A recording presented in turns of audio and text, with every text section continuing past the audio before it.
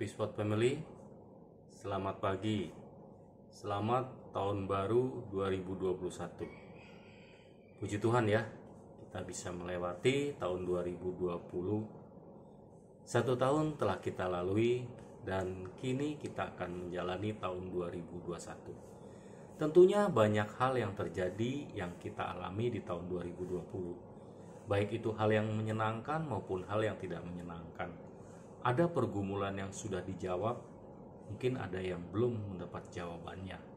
Permasalahan yang sudah terselesaikan ataupun ada masalah yang belum terselesaikan. Mungkin juga di tahun 2020 lalu kita banyak melakukan kesalahan-kesalahan, ada hal yang tidak seharusnya kita lakukan. Tahun 2020 sudah berlalu. Namun kita tahu kondisi penyebaran virus COVID-19 juga semakin belum menunjukkan adanya penurunan sejak terjangkitnya di awal bulan Maret lalu. Malahan saat ini semakin bertambah banyak yang terinfeksi. Pembatasan aktivitas atau kegiatan juga diperketat. Kondisi bukan menjadi baik, malah semakin buruk. Apa yang dapat kita ambil dari tahun 2020? Ambil pelajaran dari masa lalu. Saya menganalogikan sebuah kaca spion ya. Ketika kita dalam suatu perjalanan dengan mengendarai sebuah mobil, tentunya kita akan selalu melihat arah jalan ke depan. Memang sesekali kita melihat ke belakang melalui kaca spion. Dan tentu saja kita tidak terus-menerus melihat kaca spion. Kalau kita melihat kaca spion terus-menerus, kita akan menabrak. Begitu juga dengan kehidupan kita. Kita boleh sesekali melihat ke belakang untuk pembelajaran.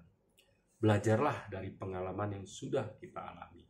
Dan jadikan masa lalu pelajaran bagi kita untuk bekal kita menjalani ke depannya untuk menjadi lebih baik lagi. Masa lalu bukan untuk diratapi dan bukan juga untuk dilihat terus-menerus. Segala yang kita alami, permasalahan yang Tuhan izinkan terjadi di tahun kemarin adalah pelajaran berharga agar kita dapat hidup lebih baik lagi. Tidak mengulangi kesalahan yang sama. Adalah bagian dari proses pembentukan Tuhan yang mendatangkan kebaikan bagi kita. Tercermin dalam Roma 15 ayat 4. Sebab segala sesuatu yang ditulis dahulu telah ditulis untuk menjadi pelajaran bagi kita, supaya kita teguh berpegang pada pengharapan oleh ketekunan dan penghiburan dari kitab suci. Bagaimana kita melangkah di tahun 2021 ini? Di tahun yang baru ini, bergantunglah kepada Tuhan, karena Ia senantiasa memberikan rancangan damai sejahtera bagi yang mengasihinya. Dengan iman, melangkahlah bersama Tuhan. Saya menganalogikan kisah tentang 12 pengintai tanah perjanjian di kitab Bilangan pasal 13 dan 14. Ketika Tuhan memerintahkan Musa agar ia mengutus 12 pengintai di tanah Kanaan, yakni tanah yang dijanjikan Tuhan, ke-12 pengintai itu bertugas untuk mengintai dan mengamati tanah perjanjian. Bagaimana keadaan tanahnya serta seberapa kuat bangsa-bangsa penghuninya. Ke-12 pengintai yang diutus Musa itu adalah para pemimpin atau kepala di tiap-tiap suku Israel. Mereka adalah orang yang dipilih dari 12 suku Israel. Satu orang mewakili satu suku. Ke-12 pengintai ini pergi mengintai tanah Kanaan selama 40 hari. Setelah itu mereka kembali kepada Musa dengan membawa hasil dari tanah perjanjian berupa tandan buah anggur, buah delima, dan buah ara. 10 orang dari pengintai itu memberi kabar buruk kepada orang Israel. Mereka berkata bahwa tanah Kanaan memang subur, tanah yang berlimpah susu dan madunya, yang dibuktikan dengan membawa hasil dari tanah Kanaan. Tetapi ada banyak bangsa juga yang menjadi penghuni tanah Kanaan. Dan penduduk tanah Kanaan itu sangat kuat. Di antara mereka juga terdapat raksasa-raksasa yang memakan penduduknya sendiri. kita tidak mungkin mengalahkan mereka dan memasuki kota itu. Mereka sangat kuat dan besar-besar seperti raksasa, dan kami melihat diri kami seperti belalang. Demikian juga mereka melihat kami. Demikian mereka menakut-nakuti umat Tuhan. Sementara dua orang pengintai memberikan berita positif, yaitu Yosua dan Kaleb. Mereka berkata bahwa tanah Kanaan akan mereka taklukkan, sebab Tuhan menyertai mereka, asal bangsa Israel percaya kepadanya, kepada Tuhan ya. Sayangnya sebagian besar orang Israel lebih mempercayai ke-10 pengintai yang membawa kabar buruk, ketimbang 2 pengintai yang berkata benar. Mereka takut menghadapi penghuni tanah Kanaan. Mereka tidak mau pergi ke tanah perjanjian dan ingin kembali ke Mesir.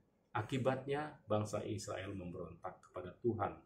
Maka Tuhan pun sangat murka terhadap bangsa Israel. Ia membunuh 10 pengintai itu serta semua orang, anak laki-laki yang berusia di atas 20 tahun ke atas. Dari kisah 12 pengintai kita dapat mengambil pelajaran bahwa bagaimana sikap kita terhadap di tahun 2021 ini. Apakah kita bersikap optimis atau pesimis memasuki tahun 2021 ini? Seperti Yosua dan Kaleb yang lebih percaya kepada janji Tuhan daripada orang-orang raksasa di tanah Kanaan, dan mereka yakin dapat mengalahkan penduduk Kanaan karena Tuhan menyertai kita. Orang-orang di luar Tuhan mungkin akan berkata bahwa tahun 2021 adalah tahun yang penuh dengan ketidakpastian, tahun kesuraman, atau tahun yang menakutkan, sehingga mereka menghadapi tahun baru ini dengan penuh ketakutan dan kekhawatiran. Namun bagi orang yang percaya, apapun keadaannya, dalam Amsal 23 ayat 18, masa depan sungguh ada dan harapanmu tidak akan hilang.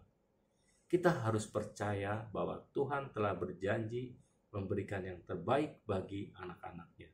Karena itu kita tidak boleh takut memasuki tahun baru ini. Kalaupun kita harus menghadapi banyak tantangan di tahun baru ini, maka Tuhan akan menolong dan menyertai kita. Sehingga kita dapat mengatasi setiap tantangan hidup ke depannya. Amin. Mari kita berdoa. Bapa, terima kasih kalau Tuhan telah menyertai kami di sepanjang tahun 2020 lalu. Kami percaya Tuhan, banyak hal yang kami alami di tahun 2020.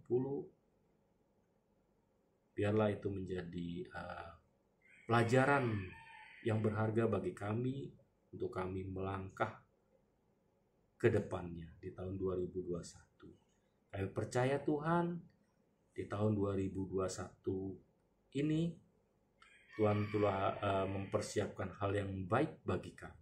Tuhan menjanjikan hal yang terbaik bagi kami. Biarlah kami senantiasa berharap penuh kepada Tuhan dan bergantung pada Tuhan dan mengikut sertakan setiap apa yang kami lakukan. Terima kasih Bapa, di dalam nama Tuhan Yesus kami berdoa. Haleluya. Amin. Hadapi tahun yang baru ini dengan penuh keyakinan dan optimis. Lakukan segala sesuatu bersama Tuhan. Belajarlah dari pengalaman lalu dan melangkah dengan iman. Maka kita akan melihat janji-janji Tuhan digenapi dalam hidup kita pada tahun yang baru ini. Amin.